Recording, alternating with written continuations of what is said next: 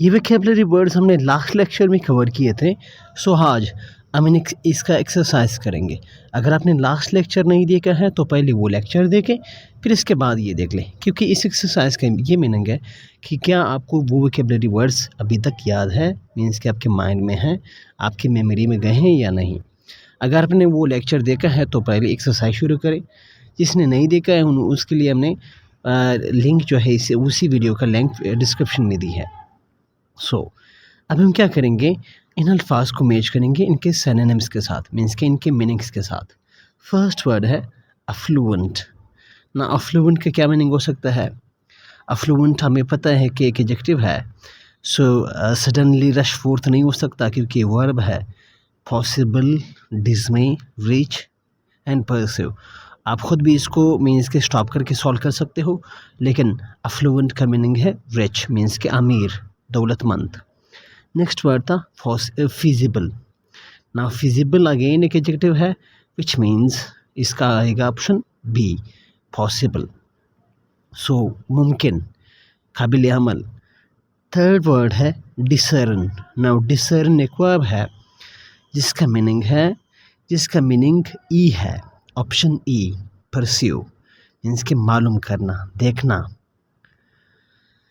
Ninth word है सेली। Now सेली एक नाउन भी था, वर्ब भी है। यहाँ पे इस वर्ब, इसका मीनिंग क्या होगा? सडनली रश फोर्थ, किसी चीज़ की तरफ मार्च करना, जाना या हमला करना। 10th वर्ड है कंस्टर्नेशन।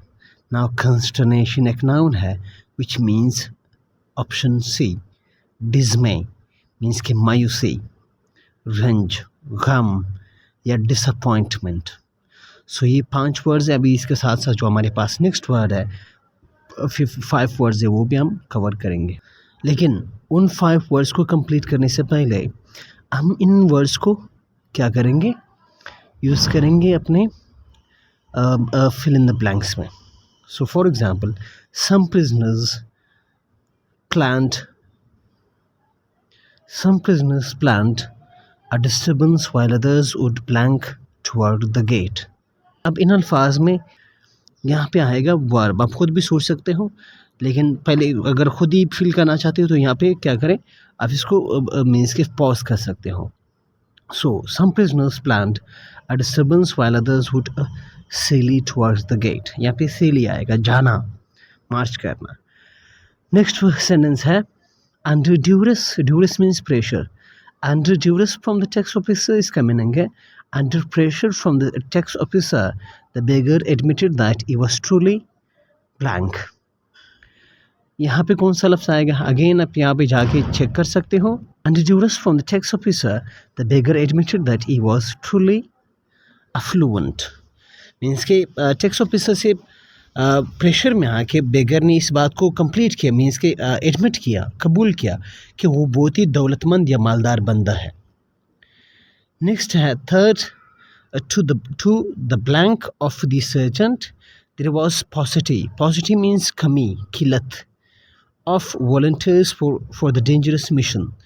अगेन आप इसको पॉज कर सकते हो, लेकिन इसमें आएगा, अगर आप नहीं करना चाहते तो इसमें आएगा to the consternation of the sergeant, means के सर्जेंट की डिस्मे के लिए, उनकी डिसअपॉइंटमेंट के लिए, उनके मायूसी, उनके लिए मायूसी की तरह।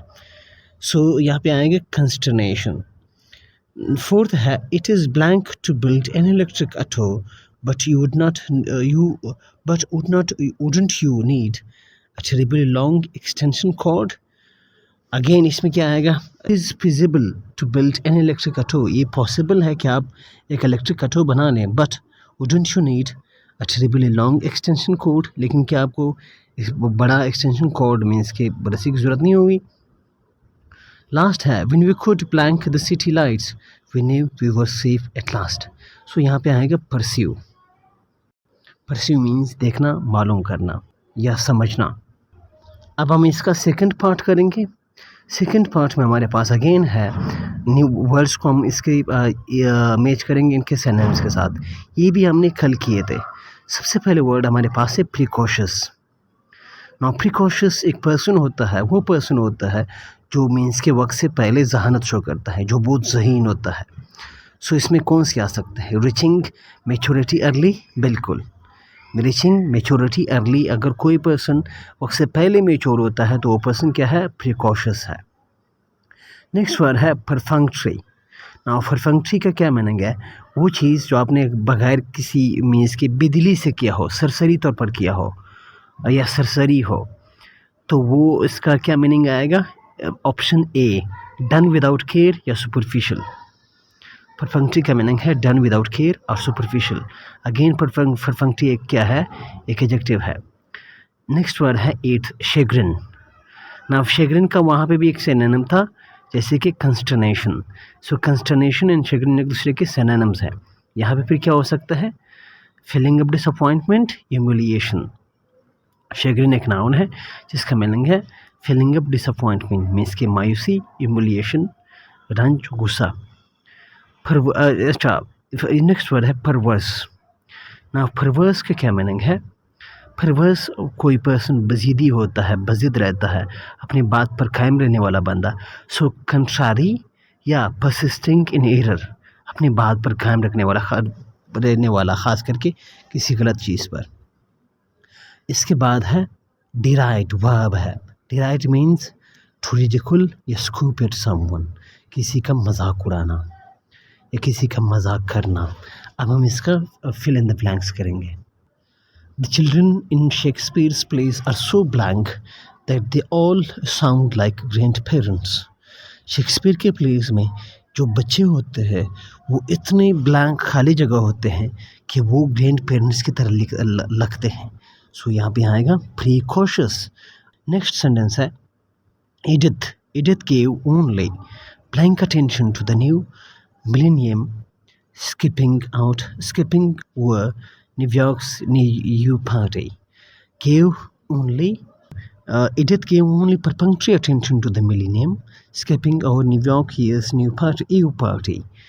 Now, the Wright brothers did not become distraught. Distraught means confused. Distraught means confused. When skeptic would blank their work. तो इसमें deride आएगा. When I correct my kid brother's math errors is blank enough. यहाँ पे perverse आएगा. He is perverse enough to insist that he is right. To the blank up many taxpayers, some citizens seem to cheat the government with impunity. Now impunity means आज़ादी से. Means के tax payers की मायूसी के लिए कुछ ऐसे citizens भी हैं जो गवर्नमेंट को बिल्कुल आज़ादी के साथ धोखा देते हैं, उसको डिसीव करते हैं, चीट करते हैं उनके साथ. सो यहाँ पे आएगा शेग्रिन. तो द शेग्रिन